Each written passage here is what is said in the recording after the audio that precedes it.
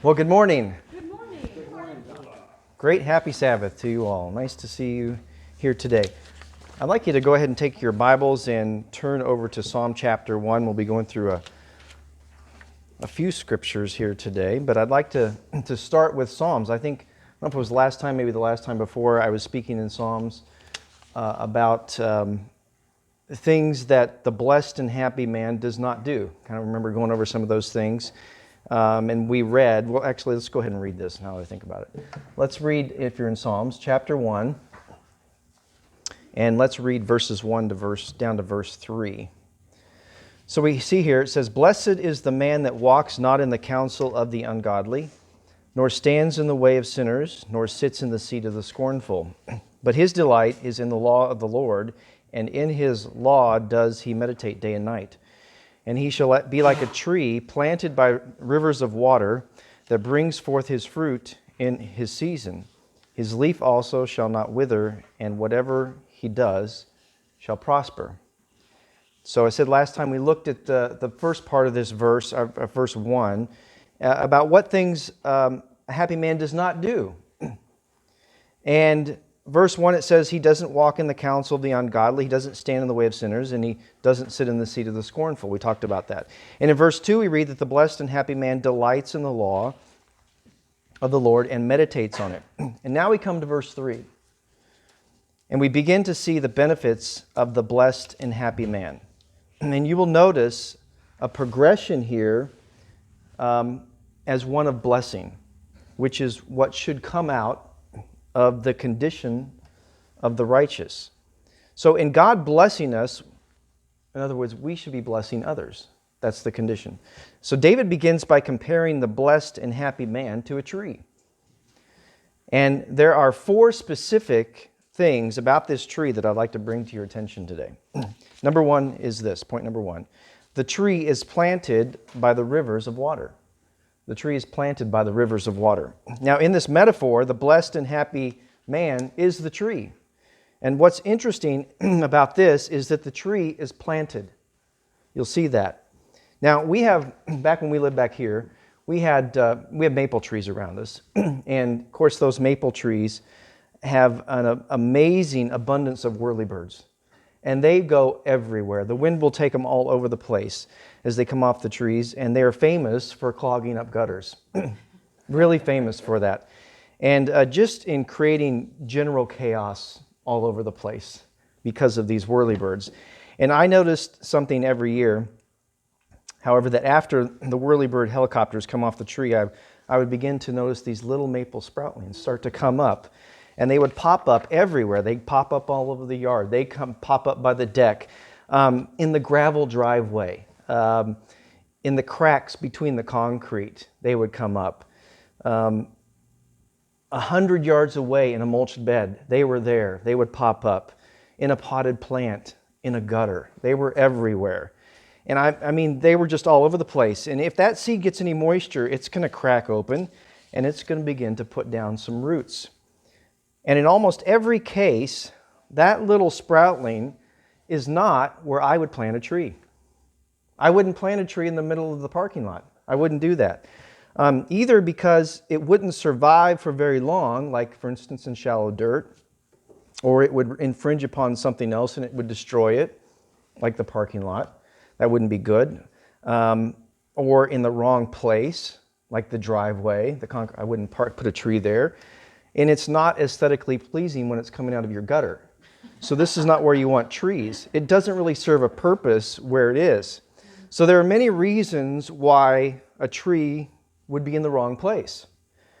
When a tree is planted, it's often planted with thought and care. If you planted a tree, you've actually thought about where you want that tree to be, for whatever reason you want it there. But the intent of the planter is that it would grow to its greatest height, its greatest potential, and it would serve in the greatest capacity that it can. So if you plant a tree, you want that tree to thrive and grow and create shade for yourself and for maybe your animals, or create shelter for birds. But you would like that tree to serve a purpose. You want it to be useful for others. And that's the picture that David is using with the tree that's planted. The blessed and happy man didn't just spring up spontaneously by himself, but rather it was planted intentionally by God. And he intentionally placed us in a fertile soil, right where he wanted us in order for us to have the greatest opportunity for growth. You see, he didn't just plant us anywhere, but he planted us by the riverside. Now, the Hebrew word for riverside is Peleg. That's probably a familiar term for us. Peleg is the name of an individual who was given that name in Genesis chapter 10, verse 25. He was one of the sons of Eber. And it says that his name was Peleg, for in his days the earth was divided. So the idea here is that the tree would be planted by divisions of water, or canals or streams. It's not planted by rushing or flooding water. That's the point. Point number 2 is it brings forth its fruit in its season. Brings forth its fruit in its season. Now, I've seen several charts, and I copied one chart here that I want to kind of read to you here. There it is. This is a chart of, this is vegetables, and I wanted to show you that there's certain seasons at which these things will,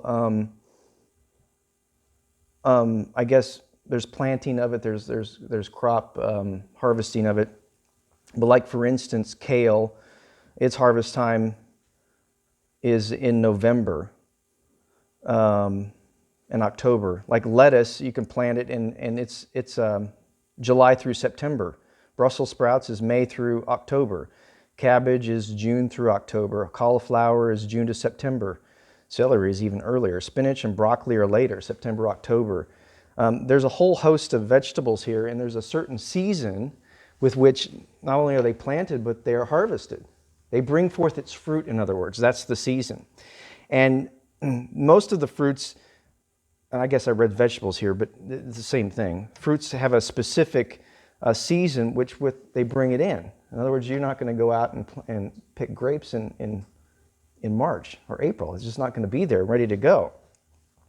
So there are a few select ones that will bear year-round, but they all bear fruit at one time or another.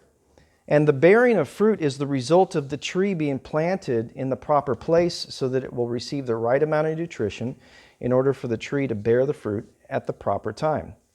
Now, spiritually speaking, the blessed and happy man meditates on the law day and night, receiving the constant needed nutrition that will permit the new man to grow and begin bearing fruit. And the fruit is that which helps nourish and assist others in their lives. The fruit is that which brings glory to God and His Son, Jesus Christ. The fruit are all the sweet and delectable things that come from Jesus Christ in us through the Spirit of God. Now, there comes a point in each of our lives where we are presented with opportunities to bear fruit for others. Opportunities that we can be blessings for others in assisting them with their life needs, providing a source of hope, or whatever it may be that is needed for them. You'll remember in Galatians chapter 5 and verse 22, there's the fruit of the Spirit. Love, joy, peace, long-suffering, gentleness, goodness, kindness, faith, meekness, and temperance. And all of these are fruit that we can provide for others, the needs of others. And they are all outward expressions that build lasting relationships with everyone we come in contact with. And it begins, guess what? At home. It begins with their closest inner circle. It has to begin there, right in the home. And then from there it moves outward. I'd like you to actually go ahead and turn to Revelation 22, because we're in a sermonette. I don't have a lot of time. So Revelation 22, and I'm going to read you Proverbs 11, verse 30. So you can reference Proverbs 11, verse 30. The fruit of the righteous is a tree of life, and he that wins souls is wise. That's Proverbs 11:30. But in Revelation 22, we'll read here in verse 1, and he showed me a pure river of water of life, clear as crystal, proceeding out of the throne of God and of the Lamb, and in the midst of the street of it, and on either side of the river, was the tree of life, which bore 12 manner of fruits, and yielded her fruit every month. and the leaves of the tree were for the healing of the nations. It served a purpose, right? It was there. And it says the fruit of the righteous is a tree of life. We are to be a tree of life to others. So we should be a tree of life that bears fruit for other people's lives. Point number three is his leaf shall not wither. His leaf shall not wither. If you're in Psalm, you can reference that again, Psalm chapter 1. But in Proverbs chapter 24, you can look over there, if you can turn quickly enough. Proverbs chapter 24, we'll read here about withering. Proverbs chapter 24 and verse 10. Proverbs 24, verse 10. Solomon wrote, "If you wither in the day of adversity, your strength is small." If you wither in the day of adversity, your strength is small. For more than a decade, a psychology professor, Salvador Matti, followed 450 Illinois Bell telephone employees before and after massive layoffs. And he found that 1/3 of the employees excelled despite the stress. Layoffs is one of the largest stressors in your life, losing a job or even changing a job. But 2/3, he noticed, really suffered. And they suffered strokes, they suffered divorces, they suffered job burnout and substance abuse. And when studying why some did well and others didn't, he found that hardy people shared 3 characteristics. These are the 3 characteristics that he saw: commitment, control, and challenge. Commitment, control, and challenge. Commitment in that they were committed to solving problems. We had a problem. You're laid off. They've got a problem to solve. They were committed to solving that problem. Control in that they took control of the stressful situation. They didn't let the stressful situation control them. And third, challenge. They challenged themselves to learn from their problems. So they challenged themselves to learn from their problems. We all have problems. We got to learn from those problems. And he said that they could cope with stress in this way. Whenever they encountered difficult circumstances, they struggled to understand them, and they came up with a plan to turn things around. So they were good at giving and getting help and encouragement from others, and they were good at being a team player. And they were neither too passive to be ineffective, nor were they too assertive to be insensitive. These are characteristics that we should have being rooted in God. Now I'd like you to look at Jeremiah chapter 17.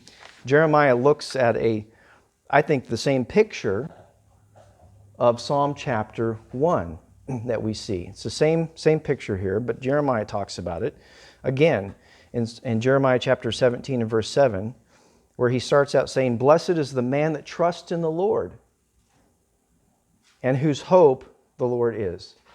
And then in verse 8, "For he shall be as a tree planted by the waters, that spreads out her roots by the rivers, and shall not see," that is focused, "when the heat comes, but her leaf shall be green, and shall not be anxious in the year of drought, and neither shall cease from yielding fruit." Well, that's pretty impressive, isn't it? Really impressive. I mean, that's a wow moment for this tree. Wow. What kind of character to not focus on the adversity that you're going through, not to wither, but to maintain strength in the Lord. Casting all your cares upon the Lord because He cares for us. And even in all of that, the fruit never ceases. Even in drought, the fruit is always is bearing. And when this happens, I want you to look at number 4. Number 4 is this: whatever he does shall prosper.